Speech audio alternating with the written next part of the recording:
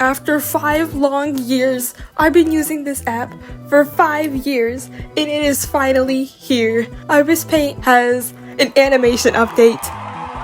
Let's get on to the video. So when you go onto the app, everything's the same as before, but when you scroll all the way down to the bottom, you can see the animation feature right there. The thing about this though is that you can't choose any higher resolutions. You need premium in order to choose a higher resolution, and since I was testing it out, I didn't really mind that much, but I do know that everybody is going insane over that for no reason to just like use the app, okay? It's not that big of a deal. So here it shows the frames per second. You can higher that if you want, but I didn't do that. I was just running off of 12 frames. And literally everything looks the same, but you could just animate. Anyways, so I decided to draw my OC Corey. Yeah, because he's like the easiest one for me to draw. Because I don't know, I just been drawing him so much lately. So the way that I animate things is actually really random. The way that you're supposed to normally animate is that you're supposed to storyboard it and then draw each individual frame to see if it lines up. But the way that I animate is so backwards. I draw an entire picture and then do the rest of the animations.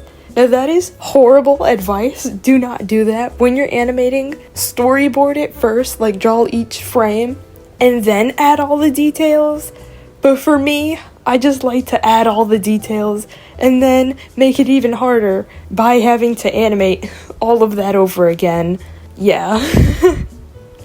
I don't know why I do this, it's just like, that's just how my brain works. I don't know, I just like to make things harder and then break it down to make it simpler. The thing about IBIS Paint is that the low resolution was tripping me out because I usually draw my pictures at like a 2K resolution, but like since I had to use such a low resolution, it was tripping me out every time I zoomed in. I was like, oh my gosh, why does the picture look fuzzy like that? And then I remembered that it was a lower resolution, and after that I just got used to it. A lot of people don't like this new update. I know that a lot of people's like bashing IBIS Paint, but like, I like the new update. I like the new update. One thing about the new update though is that when you record the speed paints, when you save the speed paints, it has a giant watermark in the corner. I know that a lot of people really hate that, and I don't know how I feel about that. I'm kind of annoyed at that also. I could definitely see how people would be mad at that. I was kind of like, wow, why did they do that? You know, I definitely get the watermark on the animation, but a watermark on the time-lapse is kind of annoying. I don't know if I'm gonna start using IBIS Paint as like my new animation app. I usually use Flip-a-Clip. So what I would do is I'd draw a picture in IBIS Paint, and then I'd go over to Flip-a-Clip, put the picture in Flip-a-Clip, and then I'll animate it on there. Yeah, doing that is a lot of work, but like IBIS Paint doesn't have like higher resolutions unless you want to pay for it, and I don't feel like paying for it. And my animations that I do on TikTok, I kind of like the style of it in Flip-a-Clip because for some reason I can't do a good art style on Flip-a-Clip. So like animating on Flip-a-Clip kind of forces me to have that like silly doodling art style rather than my full-on like really good art style which I do on IBIS Paint. So if I'm doing more of like a silly like video, I'll animate it on IBIS Paint. But if I'm doing a more like I actually want to animate something, I want to animate something good, I'll use IBIS Paint. Earlier when I said my art style changed, this is exactly what I mean. Right here you could see that I'm not even using color or line art, I'm just cross-hatching and adding like dark shadows. It's so fun drawing like this, okay? I love drawing like this, you know, just like having the shadows be black or like having the shadows just be lines, but it's still my art style though. Like the look of my art hasn't changed, it's just the rendering that changed. I haven't drawn like a full-on photo, a full-on colored photo in so long. I actually don't know the last time that I actually drew a picture from start to finish. I don't know. This is just like a sketch, I guess. I don't know. So here is where I actually start animating. So I added a second frame. This is where I was learning about how to use the animation feature. And it's just really easy. You just click the plus and then you click add frame. But what I did here, since I already drew the entire photo in the first frame, what I did here is that I duplicated the first frame and then I just edited up a bit. So here I'm doing... Wait, I forgot what this frame is called. Oh yeah, I just looked it up. They're called keyframes. So what a keyframe is the main poses that's in animation. Like basically the main action of the animation. So in this animation, he's like looking off to the side, confused. So the first keyframe is going to be him looking at the camera, and the ending keyframe is going to be him looking off to the side. I didn't do the second keyframe yet. I'm doing the first keyframe and the third keyframe, if that makes any sense. So the starting keyframe is him looking at the camera, and the ending keyframe is him looking off to the side.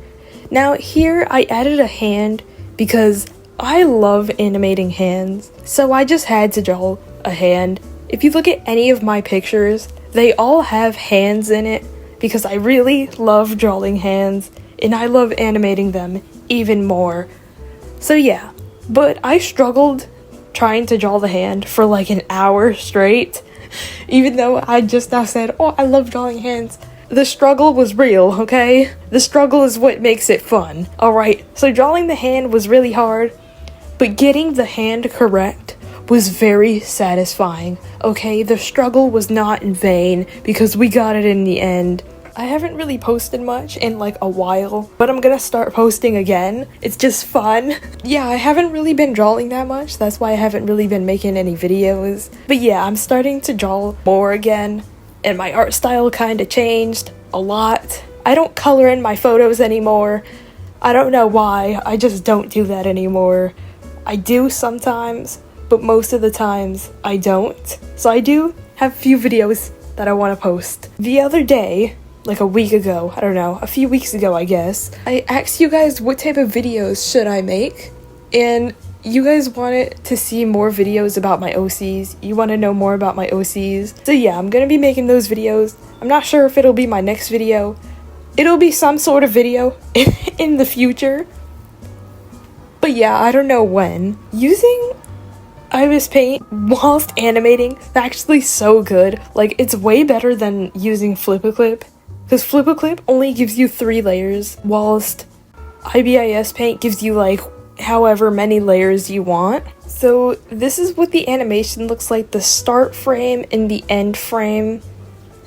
I'm still struggling with that hand though. But yeah, the start frame and the end frame. I was still struggling with this hand, so rather than trying to add it to the character, I drew it off to the side, and then I like moved it next to the character. Then I erased the whole thing because it still didn't look right. But it did help a bit. The hand was in the wrong perspective. So after a few more minutes, hours, who knows, I got it in the end, okay? It turned out really good. So after drawing the hand and actually getting it correct, I added another frame. I added the third keyframe, okay? This is called an in-between. So an in-between frame goes in between the start and end keyframe, alright? So this is how it's gonna transition into each other. Each frame, the start frame is gonna transition into the end frame with the second frame, the in-between frame. Doing the in-betweens is probably like my favorite part because I don't know, it's just really fun drawing those transitions and then seeing the final results. Okay, animation is a process of failing and then being satisfied with the end result, okay? And it's very satisfying when you struggle with something for a long time and then you get it in the end, alright? That's why you never give up, alright? You may be struggling now, but just keep looking at that finish line. Anyways, I need to stop being inspirational. This is not okay.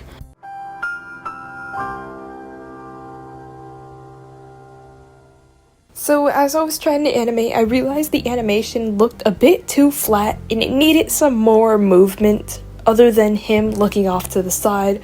So I decided to have him blink in the process of moving his eyes, just to add a bit more movement. And also, I really love animating the face. That's why I animated a close-up picture rather than a far-away picture.